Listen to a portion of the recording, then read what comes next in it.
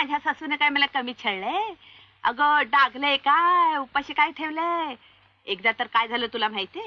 मी विहिरीवर पाणी भरायला गेले होते, तर ही बाया मागणं आली आणि हिने मला आत ढकललं. पण तुला गंमत सांगते, आतापेक्षा मी तेव्हा वजनदार होते. मी कसली आत पडते, तीच बाया डुबुक्कन आत पडली.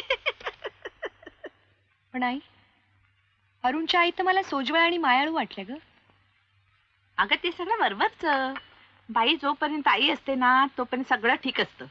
पण तीच आई एकदा का सासू झाली की तिच्या सासूने तिचा जो छळ केलेला असतो ना त्याचा सगळा वचपा भरून काढते. तू काही काळजी करू नकोस. माझ्या सासूला मी असा धडा शिकवेन की माझ्यामुळे तीच कदाचित विहिरीत उडी मारेल. तुझी मुलगी आहे मी. शाब्बास बरी शाब्बास. पण एक लक्षात ठेव, सासूला कितीही घालून पाडून बोललीस तरी चालेल, पण नवऱ्याला मात्र मुठीत ठेवायला हवा.